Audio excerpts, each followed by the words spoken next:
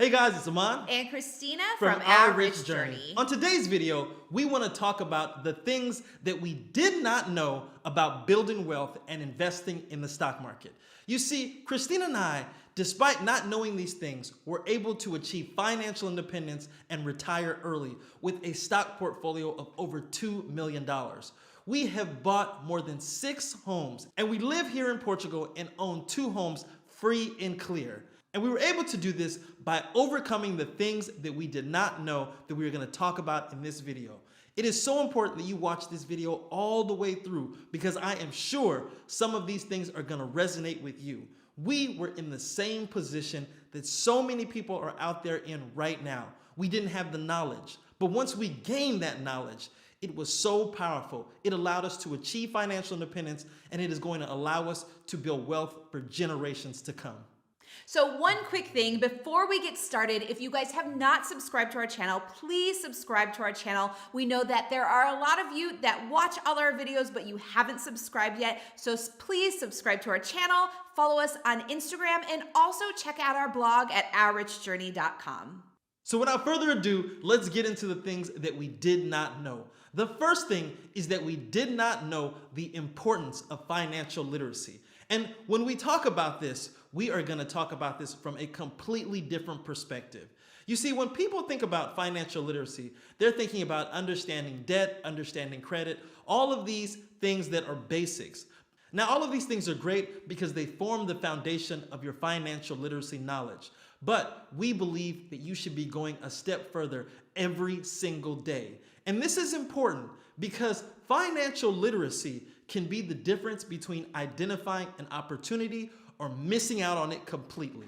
So when we are talking about opportunities, what we're talking about is always growing in terms of financial literacy. We now understand that you can't stay stagnant. You can't learn something and expect for that one piece of information that you learn to last you a lifetime on your investing journey. So when we focus on learning, we're focused on constantly growing and constantly gathering information so that when we are investing, we are able to take advantage of opportunities and not only take advantage of them, but spot them in the future.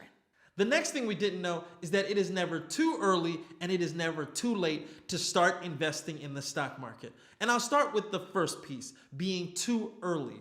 Now, when Christine and I first started working, we were teenagers. I was 15 years old and I was scooping ice cream at Thrifty's. I think it's called Rite Aid now. But that first job is when I really had that opportunity to start investing. But at that age, it was the furthest thing from my mind. And a lot of really young people don't consider investing because they think they are too young.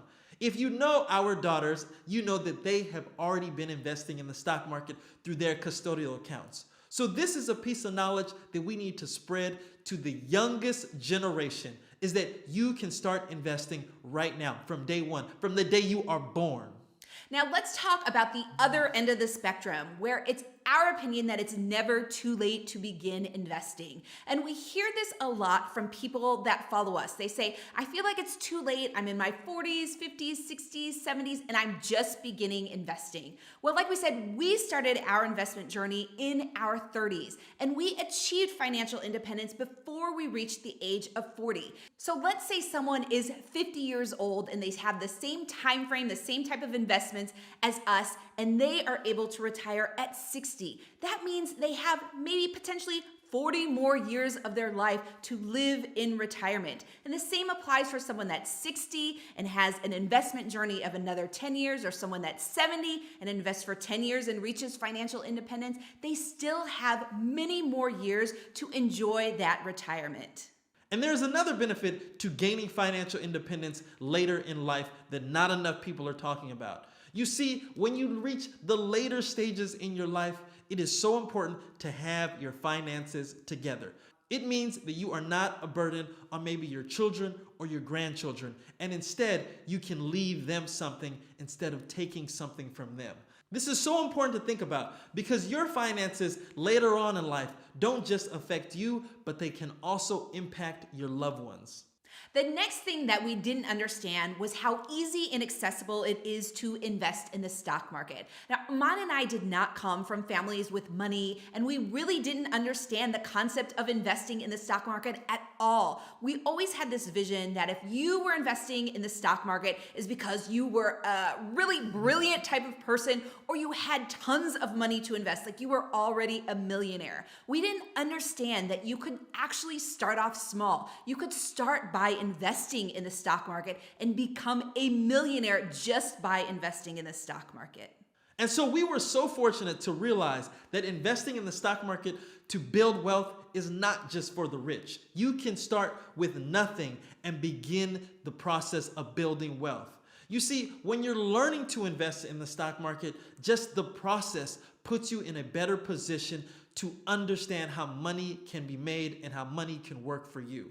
And so gaining access to the market, which everyone has access to the market now. There are so many apps. There are so many online brokerages. There's absolutely no excuse why people aren't investing in the stock market. If you can open a Spotify or Netflix account, you can open a brokerage account. And so because of this accessibility, it means that anyone can start building real wealth by investing in the stock market. The next thing we didn't know is that you must prioritize paying yourself first in order to build wealth. You see, when most people receive their paychecks, they spend most of it, and whatever is left, that's what they save and invest. And we were doing the exact same thing until we took on this goal of FIRE. And once we had this mindset shift, we began to prioritize how we spent our money by paying ourselves first. So the first thing we did with every single paycheck was that we divvied it up between our investment accounts, our savings accounts, and our other real estate investments. And then whatever was left, that's what we spent. That's how you build wealth towards FIRE, by focusing on investing over spending. So if you are interested in this concept of learning how to really invest for financial independence, how to save more money, and even how to make more money, we actually have a FIRE Masterclass. So if you are interested in learning more about this FIRE Masterclass, we will leave a link in the description below, or you can also go to our blog at ourrichjourney.com. And the last thing we didn't know is that investing is supposed to be boring. Now, a lot of people, when they think about investing, they're thinking about buying and selling stocks and all these excitement and just different things. But the reality is, investing is like watching paint dry. But at the end of that paint drying, you will have a beautiful house to move into. I like that analogy.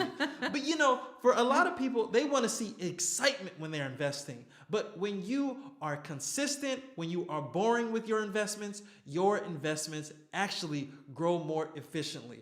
There are so many people that try to beat the market, that try to chase the hot new thing, and they end up losing their money.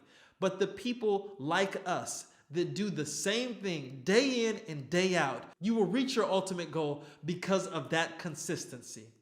So if you are out there and you are just beginning your investment journey, keep this in mind. You don't have to go and try and day trade. You don't have to try and time the market. You can keep a very simple portfolio. Look into low-cost index funds. Look into low-cost ETFs. Think about how you can develop a really simple, diversified plan that can help grow your wealth. And of course, continue watching our videos. And if you like this video, make sure you give us a thumbs up, subscribe to our channel, and join the journey.